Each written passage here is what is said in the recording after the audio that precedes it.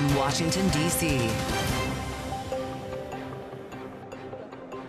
Breaking news tonight, ceasefire extended. President Trump says a pause in strikes against Iran will continue until talks conclude while maintaining the blockade of the Strait of Hormuz. Plus, Warsh in the hot seat at today's Senate Banking Committee hearing. Kevin Warsh emphasizing his independence. Tonight, Senator Elizabeth Warren joins us live after grilling the Fed chair nominee. Just one little place where you disagree with Donald Trump. Well, I do have a disagreement, actually, Senator, with the president. I think even this morning he said that he thought I was out of central casting. I think central casting, I'd look older, grayer, and maybe show up here with a cigar of sorts. Quite adorable. But, you know, we need a Fed chair who is independent. That's the only way we preserve the independence of the Federal Reserve. If you can't answer these questions, you don't have the courage and you don't have the independence. From Bloomberg's Washington, D.C. studios to our TV and radio audiences worldwide, welcome to Balance of Power. I'm Joe Matthew. Kaylee Lines is live on Capitol Hill. Kaylee? Indeed, I am, Joe, and I'm joined now by Democratic Senator Elizabeth Warren of Massachusetts, the ranking member of the Senate Banking Committee. She also serves on the Senate Armed Services Committee. Senator, thank you so much for joining us. We do want to speak with you about the nomination and confirmation hearing of Kevin Warsh, but we have to begin with Iran and what appears to be now an indefinite extension of the ceasefire, as well, according to President Trump, as an indefinite maintenance of this U.S. naval blockade and of our military position in the Middle East. For how long will even the United States Senate in Republican control deem this sustainable? Well, what we're really seeing here is an indefinite war, a war with no obvious end, and Donald Trump has demonstrated over and over and over he's got no plan, he's got no exit ramp. He has signed on the American people just to go indefinitely, and so far, Republicans in the United States Senate have voted 1, 2, 3, 4 times to let him just continue to roll this war out. Well, we're coming up on the 60 days that the War Powers Act technically gives a president to use the military in a way he deems justified. If we are in an indefinite ceasefire, is that clock still ticking? What do you expect happens when that time expires? We are at war. Understand, a military blockade, which is what we have, is an act of war. And that's not just a matter of interpretation. That's actually recognized all around the world. It's in the laws of war. We are at war. And the only way, evidently, that we're going to be able to stop this is to get the Republicans to grow a backbone and be willing to exercise our constitutional responsibility to pull the president back in. He does not have the right, either legally or morally, to go to war on his own. And so far, the Republicans let him do this, but maybe they will hit this magic 60 days and say, now it is time. After 13 American service members have been killed, after about $1 billion a day has been spent, and after Donald Trump has embarrassed our nation on the international stage repeatedly. Does it cost $1 billion a day to maintain our position right now, even if there's not kinetic action that the U.S. military is engaged in? You know what the first clue about how expensive it is? In the hearing yesterday, Russ Vought refused to say how much it cost. If it costs less than $1 billion a day, the guy who has the green eye shade and the pencil and is supposed to be doing the numbers morning, noon, and night would have told us. But yesterday, he wouldn't even give a range on what it cost. So I guarantee it's costing a lot of money, and it's money we could have spent on people who can't afford their health care, money we could have spent on little babies who could be in child care, money we could have spent to lower the cost of housing. It's money we could have spent to rebuild our infrastructure. It's money we could have spent to lower the national debt, all right here at home. But Donald Trump, who promised two things: one, that he would not start a war somewhere else, and two, that he would lower costs on day one, has gone back on both of those promises. Well, the president, of course, heralds what he describes as the many wars that he has stopped and ended. So when we think about the potential end to this, I know you said you see the only way out of this is your Republican colleagues growing a backbone, I think is what you just said. But what about the potential for real diplomacy to have a breakthrough? I wonder if you see right now, especially with the naval blockade, as the U.S. having gained some leverage to make sure that the outcome is favorable to the United States and less so for Iran. Let's be clear. The real leverage that has been gained here is that Donald Trump started this war when the Strait of Hormuz was open. And so all of those ships carrying oil, carrying the ingredients for fertilizer and plastics, all of that was flowing, and that was keeping prices at least somewhat stable around the world. Now what we've got is Iran has figured out that it has the capacity to pinch off the Strait of Hormuz and inflict enormous pain on the United States and on the worldwide economy. Iran right now seems to be looking at what's unfolded over the last 2 months and believes that its leverage looks stronger than ever. That's what Donald Trump has accomplished here. He has spent American lives, he has spent American treasure, and he has spent America's reputation. And no one can give any indication how the good folks of the United States of America are any better off. Well, as you talk about the economic damage done by the closure of the Strait of Hormuz, that is obviously a challenge that the next Fed chair, assuming one can be confirmed, will be inheriting as we consider a supply shock and the potential inflationary impacts.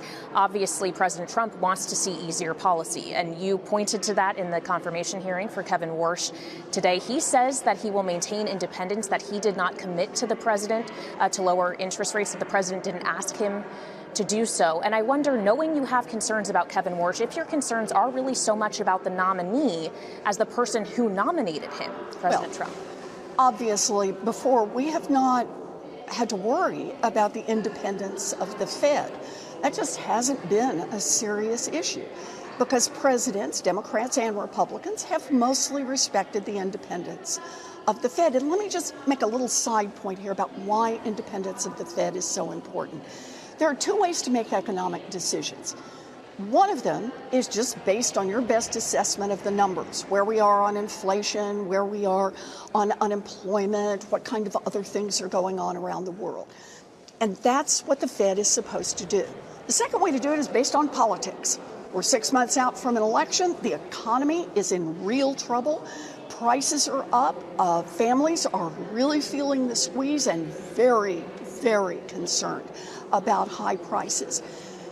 It's possible for political reasons to make decisions about monetary policy to goose that economy running into the election. And the problem is that in the long run, that's terrible for the economy. It can, for example, drive up inflation even higher so that families are paying more and more and more for mortgages and for credit cards and for car loans.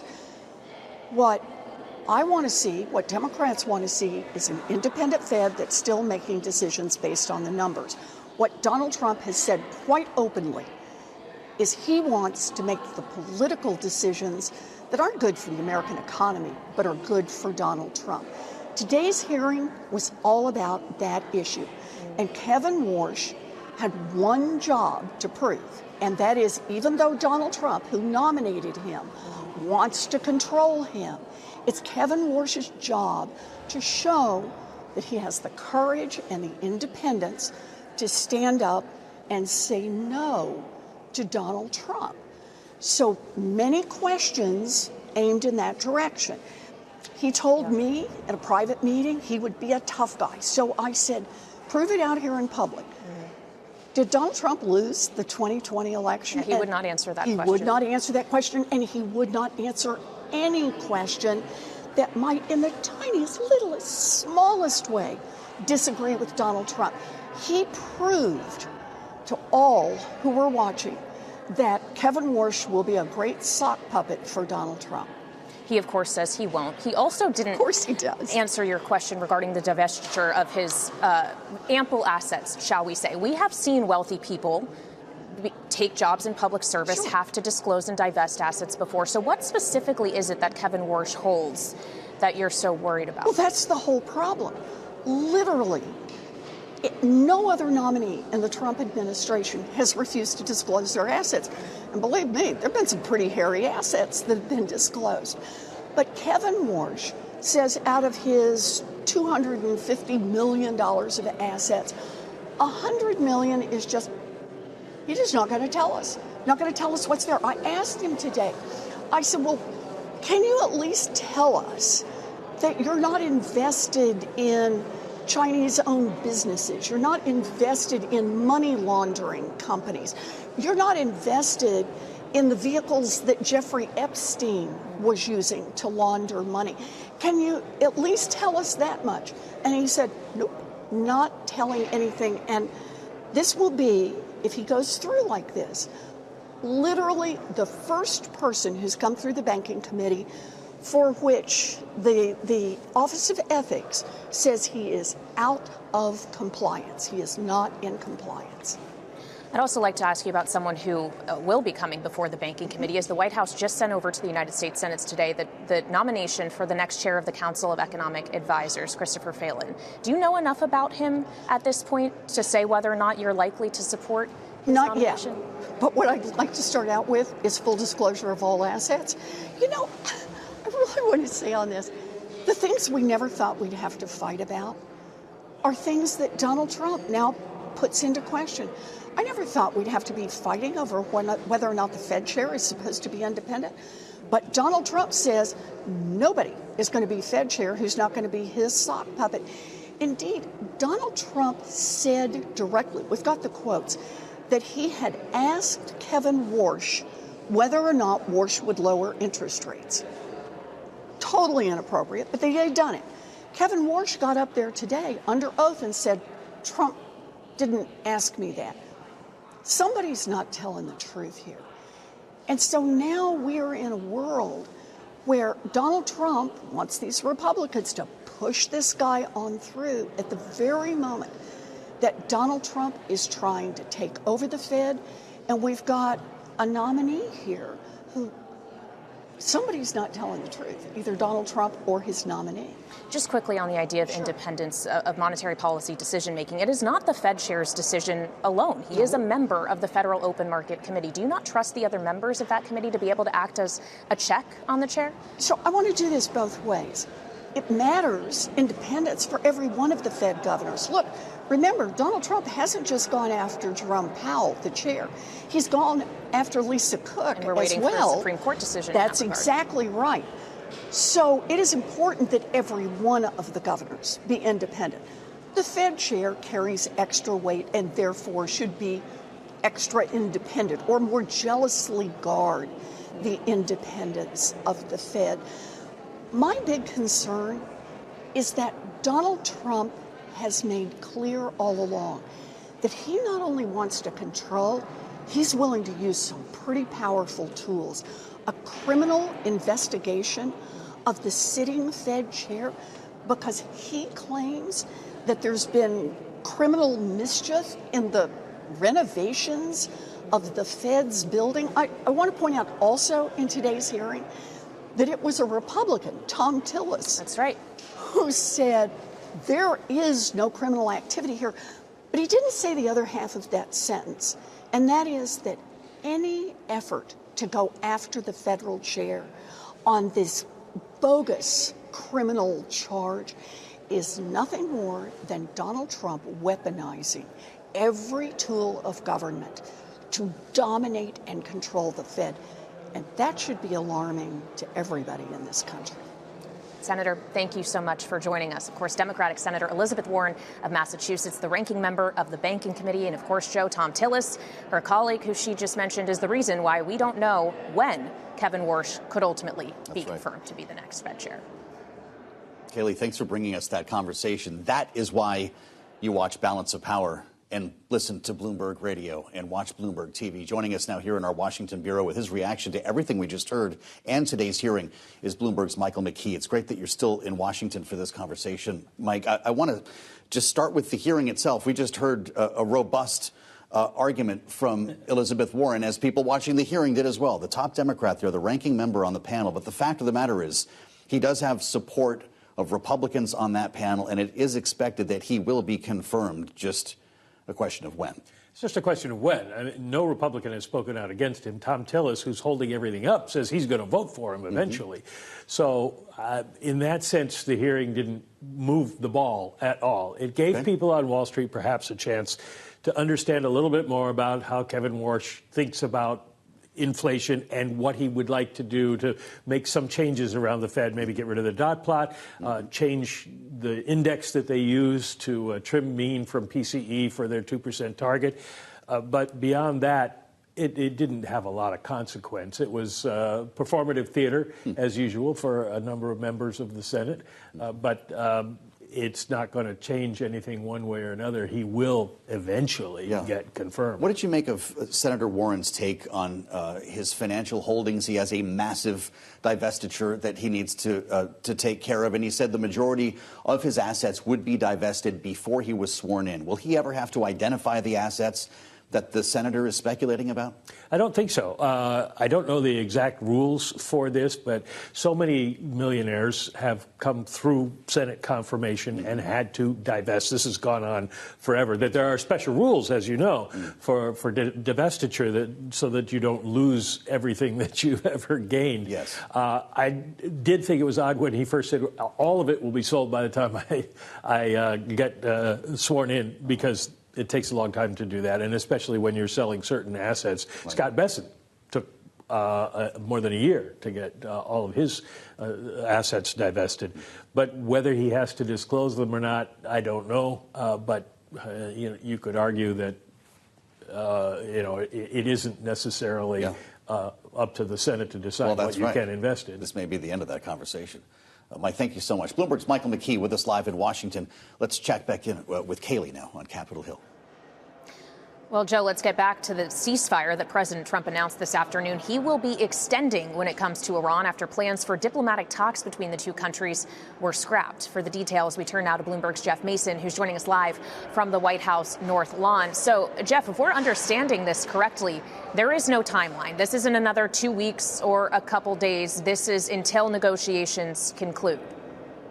Yes, and there are no negotiations right now. So I think you're understanding it exactly right, which is that there's a lot of ambiguity, which is a good description or a good word for how President Trump has really governed or taken hold of this war or shepherded the war, I could say, over the last 2 to 6 to almost 8 weeks now, including that ceasefire, which he told me on Monday he was unlikely to extend. He sent a bunch of mixed signals from start to finish. That, I think, has been part of his negotiating tactics. And today he decided that the best tactic going forward now is to give the whole process more time. And that includes giving Iran time to come up with a counter proposal. And that's what he said he was waiting for, some kind of a proposal from Iran. And he showed a little bit of understanding. I would almost use the word sympathy, although not quite. For the fact that its leadership, Iran's leadership, has been impacted significantly by this war. So waiting now for whatever the leadership is to come back with a proposal that would lead to a jump start of talks again. All right, Bloomberg's Jeff Mason reporting live from the White House North Lawn. Thank you so much. And Joe, we'll send it back over to you. All right, Kaylee, thank you. Joining us now for more on the ceasefire extension between the U.S. and Iran is Barbara Leaf, who served as Assistant Secretary of State for Near Eastern Affairs in the Biden administration, now Distinguished Diplomatic Fellow at the Middle East Institute. It's great to have you back. Are you encouraged by what we're hearing? It's been on again, off again with the vice president on a plane. He's still in Washington. Apparently, no one has gone anywhere yet, but there's enough optimism for this president to extend the ceasefire. Does that make you optimistic? Well, I always keep my optimism in check.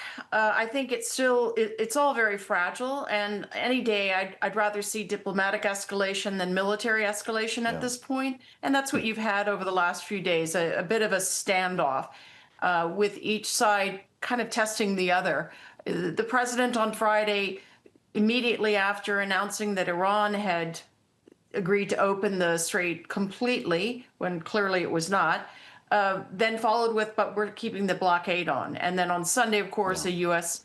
Vessel picked up an Iranian vessel. So there's growing friction, and there's a standoff here. But I do count on a lot of backdoor diplomacy to get them to the table.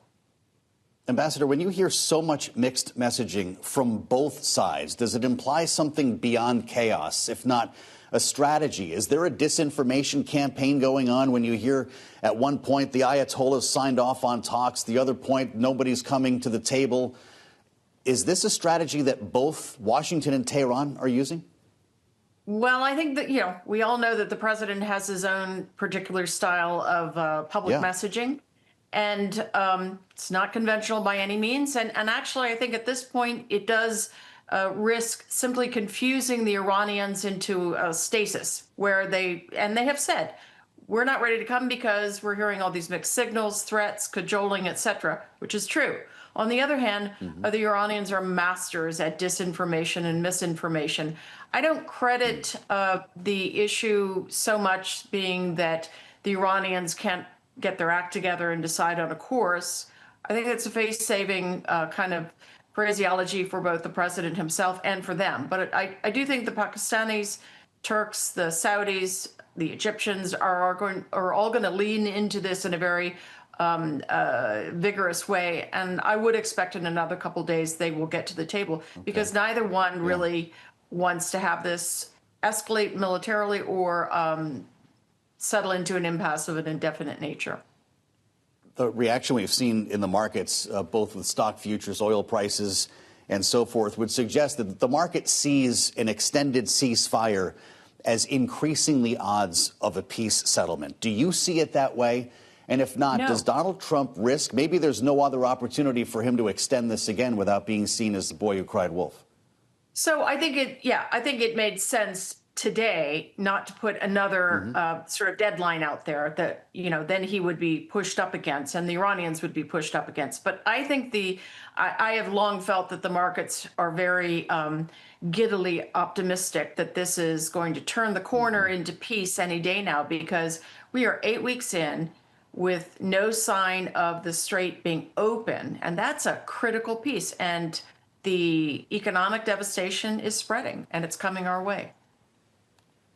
Do you expect to see or hear more from China as we get closer to the president's visit with President Xi, knowing that a continued blockade or war to reopen the Strait of Hormuz will be bad news for Beijing first?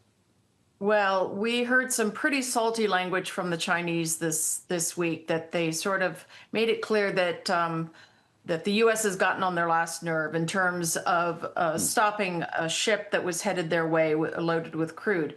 So I think this is a really tough context in which to have a summit, frankly, and it's tough for the president, no question. And I can only assume, informing some of the decisions that are being made, the president's threatened to start blowing up power plants and bridges, as you know. In fact, that was supposed to begin tomorrow night, or like at the end of this most recent deadline. I guess we can assume that this is off the table indefinitely. Can the president effectively put it back on the table? How many opportunities do you get to come around on this? So, look, I don't think that has the effect that he thinks it does. It does not intimidate this regime. These are hard men. They are not intimidated by threats to devastate the grid, the electrical grid. It horrifies the Iranian people, that's for certain. But I don't think it carries that weight. Interesting. What are you going to be watching then in the next couple of days, Ambassador? I don't mean to ask ridiculous questions, but we're at a point of running out of which questions to ask because of the level of confusion with messaging from both countries. How many days do you give this an opportunity to cook before you need to see people at a negotiating table? So I know that, what you see in the public sphere, leave aside the rhetoric from either side, but what you see in the public sphere with a phone call between the Pakistani foreign minister and the Saudi foreign minister, that's just the tip of the diplomatic iceberg. There's a huge amount of work going on behind the scenes to push the Iranians and the U.S. to that table. But as I've been saying for days, and I, like you, feel like I'm running out of things to say about this situation, the president has got to settle on a prioritization, and he's got to give the vice president space and time, trading space, to get at least a framework deal done. And that framework has got to start with getting the Strait of Hormuz open. That is really the critical issue at hand. With the stakes ever rising, Barbara Leaf, former U.S. Assistant Secretary of State for Near Eastern Affairs in the Biden administration. Ambassador, thank you for being with us, as always, on Bloomberg TV and radio. President Trump has been speaking at an unrelated event for the past bit. He actually showed up a bit late to talk to a series of NCAA champions who have been assembled in the state dining room. We've been listening for remarks that might give us some sense of his thoughts about this extended ceasefire, but he has been staying on topic so far, and we'll let you know if that changes. Coming up, we'll also turn back to the fallout from Kevin Warsh's Senate hearing today. Get reaction from our political panel with Bloomberg's Kaylee Lyons live on Capitol Hill on this hearing day. Stay with us on Balance of Power, only on Bloomberg TV and radio.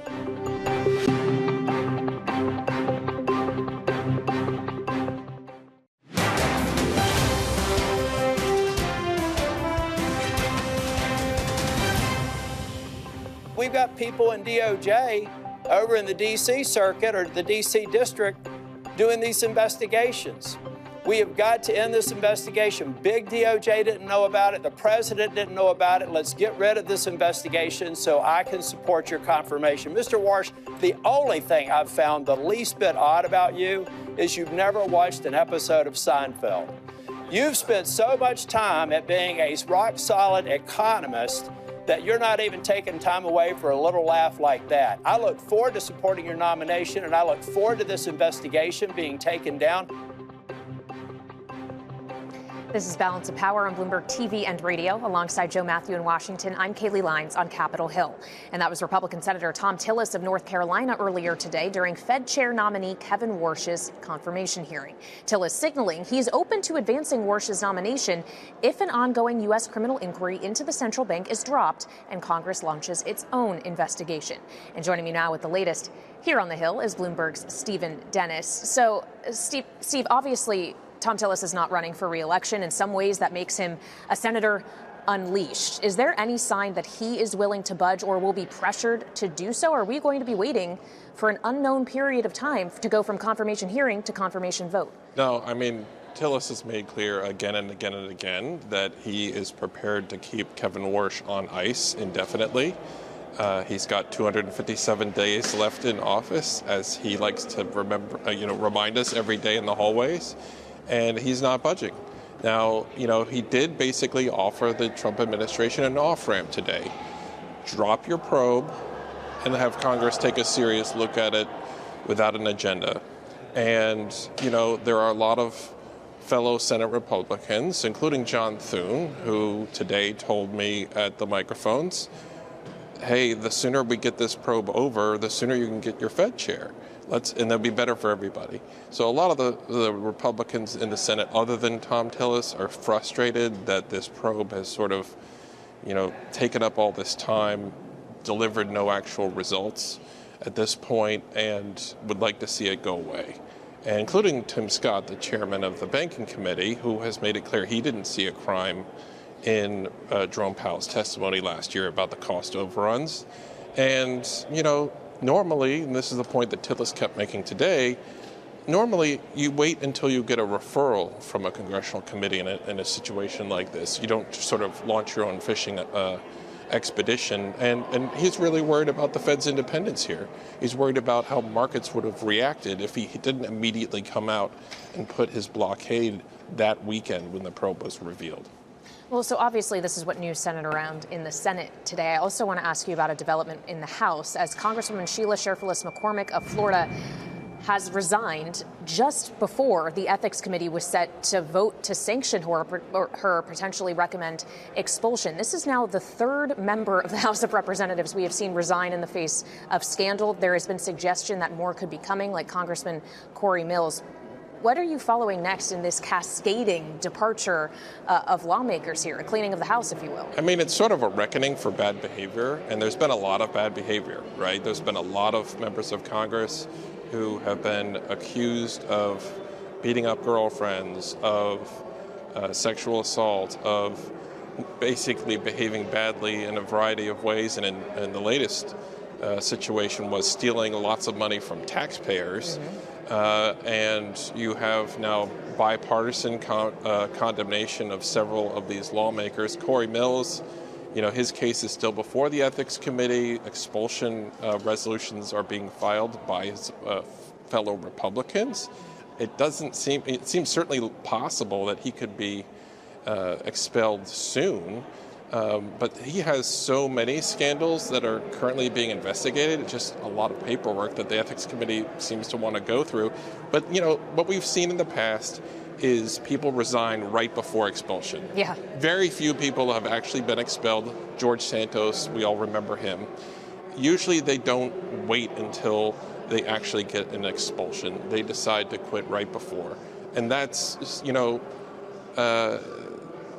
that seems to be the way things work. You quit, and then maybe it doesn't come out. It's not on your permanent record that you were formally expelled by your own members in a vote. Yeah. But it's also a question for the Senate. There have been allegations. There was an allegation referred to the Ethics Committee this past week. A House Republican made a charge and filed something with John Thune. Thune said today that is being investigated by the Ethics Committee, but the Senate ethics process is even more locked down than the House. We may never find out if they found anything, if they're exonerating anybody. They almost never take any action unless something really blows up to the point where, they're talking about it on the evening news. All right, Bloomberg's Stephen Dennis, thank you so much. Live with me here on Capitol Hill, and we'll send it back to Joe in the D.C. Bureau. All right, Kaylee, you got the A-team on Capitol Hill this evening. We'll get back to Kaylee in a moment for another important conversation. The anatomy of a sock puppet may have gotten its first mention at a confirmation hearing today, courtesy of Republican Senator John Kennedy of Louisiana. Listen. Are you going to be the president's human sock puppet?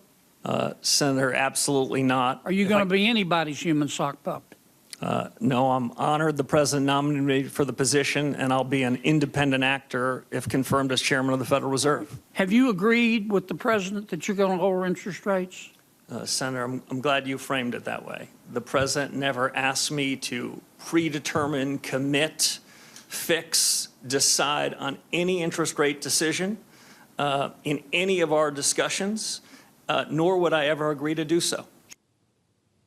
Let's assemble our political panel. Bloomberg Politics contributor, Democratic strategist Adam Hodge is with us, managing director, Bully Pulpit International, alongside Republican strategist Ashley Davis, partner at S3 Group and author of the new book, The Power Pivot, with wit, grit, grace, and growth. It's great to see both of you. Thank you. And welcome. Congrats on the book. Thank you. I love the introduction. Ashley, well, look at that, too. It looks fantastic. Yeah. I'll start with you. Thank you. Sock puppet or Fed independence? Well, first of all, Senator Kennedy always makes me laugh. He always has a good line. But no, I think that this hearing was actually a little bit of a nothing burger, lack of a better word, because obviously you have Elizabeth Warren, who was going to be against pretty much anyone that the president would put up. As obviously, you had a really good interview with her earlier. However, the big news, and he said from the beginning he's going to have his independence, but the real news right now is when is this little tiff between Tillis and the administration going to end? It will end at some point, and I think it will probably end sooner rather than later. The problem is John Thune doesn't really have any ability to do anything else. There is something called like a discharge nomination where you'd have to get 60 votes, and but with a Fed chair, would you really want that to do that? Because then it definitely looks like there's not an independence because it would just be Republican. I think that Warsh is hoping that he will get some bipartisan support on that. Do you share the concerns that Elizabeth Warren has about, number one, independence, and two, compliance when it comes to his financial holdings? He's got to sell a lot of stuff between now and being sworn in. Take in that order. The problem for Kevin Warsh is that just this morning, before Kevin Warsh had his testimony, the president went out on a different network and undercut everything that Kevin Warsh said in the hearing subsequently, right? He didn't have to go and say that what he would do for the president, because the president was very clear what he is expecting in anybody who he puts up to be the Fed chair. And so I think Kevin Warsh will have to disclose his assets and he'll have to sell them. That's less of a problem for him long term as going onto the board with likely Jay Powell still sitting there, because the longer this probe goes on, yep, that's right, the longer that they keep sticking an eye in the current Fed chair, he values the independence of the Fed. And one way he can stand up for that is by sticking around. And that is one more vote potentially against what the president wishes on interest rates. So I think as much as Kevin Warsh can try to help himself, and nothing he did today is going to hurt his ability to get confirmed, the president just keeps creating more problems for himself by undercutting what he says he wants on rates. Well, it might delay his ability to be confirmed. Absolutely. And then you add another thing called the war with Iran that might make it impossible for Kevin Warsh to cut interest rates when he gets into that job. Is that a concern that you share? Yeah, but here's what I'm watching. Yeah. Let's get through. Obviously, they just moved motion to proceed for this budget reconciliation vehicle that they're going to start the process on. That's going to be done this week. Let's see how long this little tiff lasts with Tillis. Sure, okay. As soon as floor time opens up on the Senate. Right now, we can fight for another week about it because there's no floor time. So that won't change $4 a gallon gas, though. No, As we understand, this no. war is not about to be resolved tomorrow night. We actually just got some information from the White House pool, according to an official, in light of the president's Truth Social post confirming the U.S. is going to be awaiting a unified proposal from the Iranians. The trip to Pakistan is off today. Any further updates on in-person meetings will be announced by the White House. So we're back on ice now. Adam, you used to speak for the National Security Council. What do you make of the on again, off again, the mixed messaging, update 1 minute, pull it back the next? The thing that we relied on in the White House was a clear strategy. That was always top of mind. Right now, you're getting hope, and hope is not a strategy for any successful resolution to this conflict. The president still does not declared what actually a win looks like. Right now, if this ceasefire ends and we just kind of wander off into the sunset, Iran still has nuclear materials. They still have thousands of ballistic missiles. And now they have even more control over the Strait of Hormuz. And so that means higher oil prices, higher fertilizer prices, higher prices for anything coming out of that region than there ever was before. It may have come down from its peak right now, but we are living in a fundamentally different place than we were almost 2 months ago. And I don't see anything from the president that has a real strategy for how we fix that long-term problem that is of his own making. And it's imperiling his party's standing in the midterms. It's going to cost him the House, and it very well may cost him the Senate. Well, I wonder if you're more concerned or if you're more hopeful following the president's announcement this evening. Actually, the market is nothing but optimistic. They see a post like that, oil prices go down and stock futures, in this case, go up. Right. I mean, I'm glad that we're not going at war again. I do think that everyone keeps saying this is at the president's own making. I do want to say, Adam, that these terrorists have been trying to kill us and hate us for 47 years. So I kind of feel like, in all their affiliates, and they still will, so I kind of feel like it's at their own making. But the biggest issue is, and I actually don't think he made this decision based on the midterms at all, obviously. I mean, this is not something that's a pretty bad decision. But I do think that he did it, which he should as commander-in-chief, for what's best for the United States of America. And so I'm hoping that that they have something that we don't know as the general public, that there is going to be some sort of a proposal coming from Iran. But the problem is we're negotiating in public. And so, meaning like the entire country, especially all of us in Washington and around the world, are watching what's coming out of this. But the markets are kind of like, this is done. Well, it's amazing watching the market reaction or lack thereof. I'm going to throw something on both of you. This is breaking right now, and it's a red headline, a hot headline on the terminal. Anthropic's Mythos model has been accessed by unauthorized users. A small group of unauthorized users have accessed this new AI model we're learning right now at Bloomberg, a technology the company says is so powerful, of course, that it can enable dangerous cyber attacks, according to a person familiar with the matter, documentation that has been viewed by Bloomberg News. This is brand new, and of course, a company in Anthropic that has been deemed a supply chain risk by the federal government, and more specifically, the Pentagon. As somebody who comes from the national security space and DHS, in your case, Ashley, the National Security Council, in your case, Adam, I'd love to hear from both of you on this quickly before we head back to Capitol Hill, because Kayleigh's got an important interview for us here. Did the Pentagon do the right thing? Was it ahead of its time? No, I mean, I think the clock's been ticking on this. Once you announce that this tool is out there, of course, anybody who wants access to these tools is going to rush and try to find a way to get access to it. And this speaks to why you need a real policy, a coordinated policy out of the administration, out of the White House, out of Congress, quite frankly, that actually does try to put some guardrails around these tools, because you may end up in a situation where some genie gets out of the bottle and then you can't put it back, and we are living in a totally different place. Let's hope for the best that it's not. But again, as I said a few minutes ago on Iran, hope is not a strategy. Well, I also think that who do you think's doing this? Iran and China are probably two of the biggest people that. Or Russia. Or Russia, okay.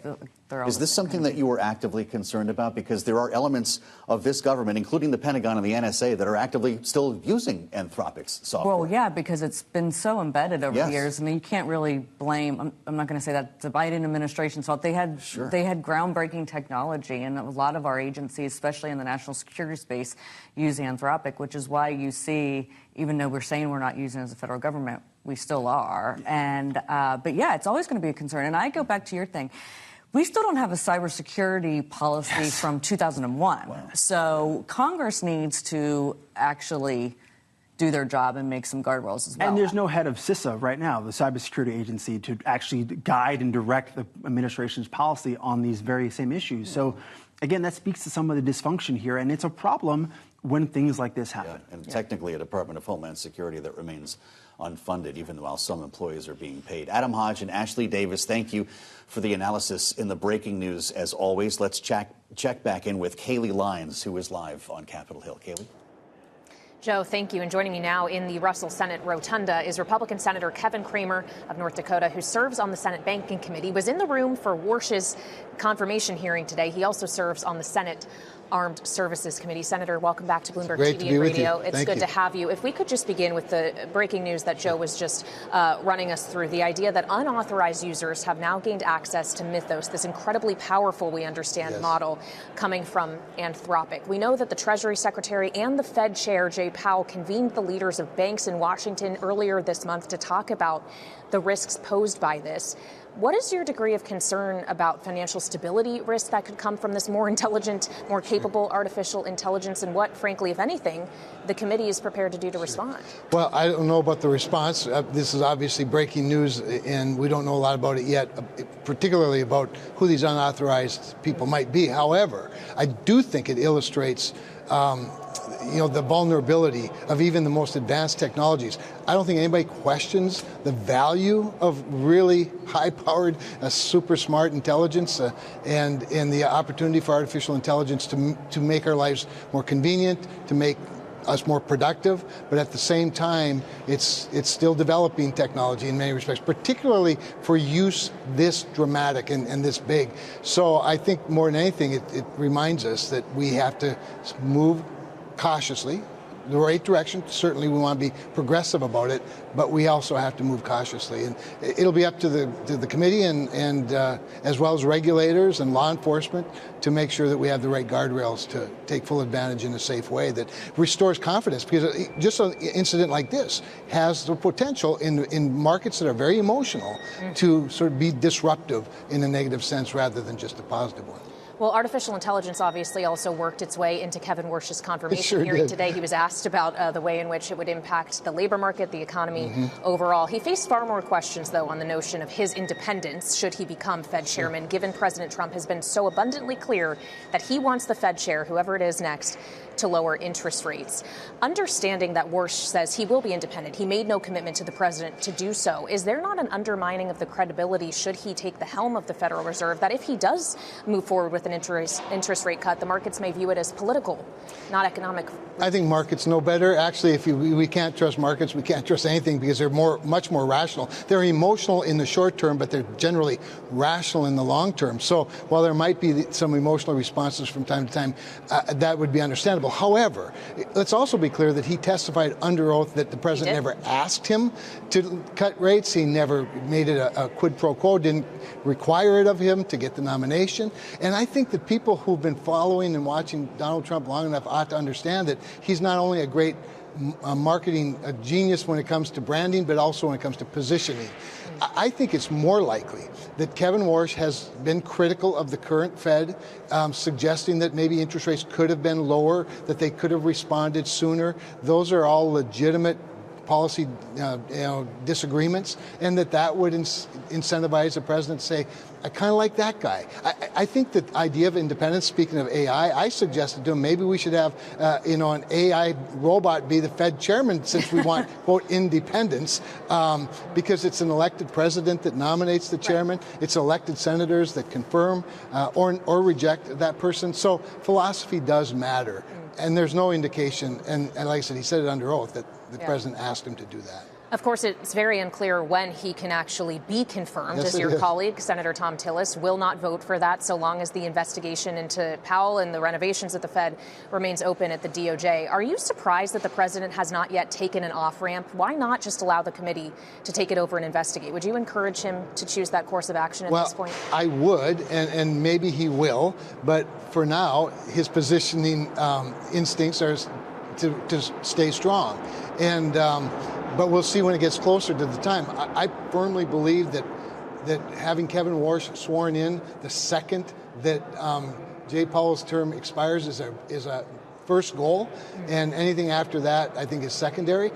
I do think that the idea of the committee looking, and by the way, I think that we ought to look at the cost overruns. Senator Tillis is pretty confident that there's nothing to see here. I'm less confident of that, but I don't think there's a crime that was committed. Maybe it's incompetence, maybe it's arrogance. I think it's more likely arrogance, that somehow these cost overruns aren't so bad because, after all, we're a bunch of rich, Fed board members. But it's certainly a disconnect with the people that elect us and that we answer to. So President Trump not backing down from this fight just yet. He may, though, be backing down at least from the threat of renewing a fight with Iran, as we learned this afternoon that he is indefinitely, essentially, extending the ceasefire for negotiations to take place. He says that will continue until there is a conclusion to those, and we will maintain the naval blockade and our military positioning in the Middle East. Are you comfortable with an unknown time frame with tens of thousands of American service members in theater? I am, because I think what the president is doing is he's showing again just how good a negotiator he is. We see obvious fractures within the leadership in Iran. The Pakistani partners are seeing those same fractures. In fact, they said in the most recent discussions with the sort of the personnel that are in the negotiating team, there was more conflict between the Iranians than there was between Iranians and Pakistanis and the Americans. So I think he sees that vulnerability. He sees it as an exploitable opportunity. I think he's right on to do that. But remember, in his Truth Social, he also said, whatever that may be, in other words, whatever the outcome is, we will respond accordingly. So I have complete confidence in his judgment on this. Well, when we consider what you're describing as the United States' positioning, knowing that the Strait of Hormuz is going to remain closed, it seems. He says the naval blockade will remain intact. Iran says so long as that remains the case, Iran will also make sure that it's not safe for vessels to get through. What will that mean for the global economy, for oil and gasoline prices here at home? Well, first of all, it means, I think it presents an opportunity for America to demonstrate our independence as well as our dominance. I think that his announcing the use of, for example, the Defense Production Act to assist in production and development of some technologies of manufacturing. The fact that the United States is the #1 producer of oil in the world, however, we don't refine our own oil to the degree that we ought to. I think refining capacity would be a wonderful opportunity for us to make ourselves and our allies less dependent on the Strait of Hormuz. One of the things that this has taught us is that we've really remained captive to the Strait of Hormuz for far too many things in our own supply chain, and that we need to bring more of that to friendlier shores. All right, we will leave it there. Senator, thank you so much for your time this evening. Republican Senator Kevin Cramer of North Dakota with me live here on Capitol Hill. Joe. Kaylee, thank you so much. We turn back to the breaking news on Anthropic now. This just hitting a couple of moments ago, with Bloomberg News reporting a small group of unauthorized users have accessed Anthropic's PBC's new Mythos AI model. A technology the company itself says is so powerful it can enable dangerous cyber attacks. That according to a person familiar with the matter and documentation that has been viewed by Bloomberg News. Let's bring in Bloomberg's Michael Shepard for details on what we should be watching on this breaking story. Mike, this is obviously a company that has been very controversial with a very urgent development here this evening. And we'll remind everybody, the Pentagon already deemed Anthropic a supply chain risk. Is this why? No, they were looking at it from a very different angle, Joe.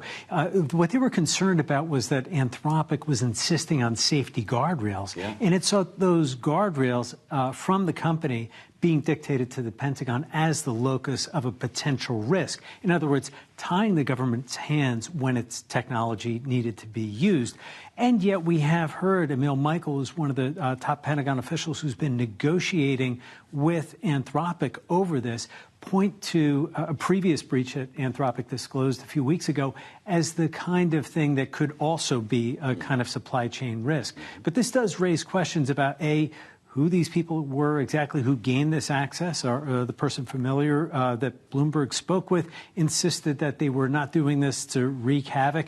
They rather accessed it through conversations on the Discord server about how to figure out a way to get into Anthropic's networks. They were trying to use paths that they previously identified for finding untested models and ways to get a look at a new technology ahead of its rollout. People have different hobbies, and trying to game out what AI models may be doing down the road is certainly one of them. Well, so if we have a handful of users in a private online forum gaining access to this technology, could we assume that maybe others have used it as well? Well, that is one of the big questions out there. It's unclear who else beyond the handful of publicly identified big banks and technology companies that have gained access. Even the U.S. government has been pressing to get agencies a shot at trying this technology to see what vulnerabilities are on their networks and also get a sense of what this new program is actually capable of. And these are negotiations that are underway. There was a big meeting last week with White House Chief of Staff Susie Wiles, the Cyber Director Sean Cairncross, and Treasury Secretary Scott Bessent with Dario Amodei, the CEO of Anthropic, to try to work out a way, maybe we can give the government the keys to the car here to try it out. But it seems that others have also gotten behind the wheel too, Joe, and we don't know where they're going to be driving this. And one of the big concerns is, of course, if it's this group, could it be someone else like China, perhaps even an adversary, taking a peek at this technology, which only is got very 30 sensitive. seconds left. Amodei was at the White House just days ago meeting with Susie Wiles. That's right. Does he need to go back? Well, he may need to go back. And we did see the president talk about Anthropic in a very different tone than we heard a month ago, when he was not only declaring them a supply chain risk, but threatening to cut them off from all government business. And instead, in his post this morning, or in an interview rather with CNBC this morning, he indicated that maybe there's a way we can work some things out. Working on a deal. Michael, you wonder how this will impact it. Bloomberg's Michael Shepard with our breaking story. Thank you so much. And check out the Washington Edition newsletter on the terminal and online to unpack everything Kayleigh learned this evening on Capitol Hill and everything that we might expect tomorrow. Kayleigh, great to hear these conversations. There's so much we have left to learn. I'm Joe Matthew. This is Bloomberg TV and Radio.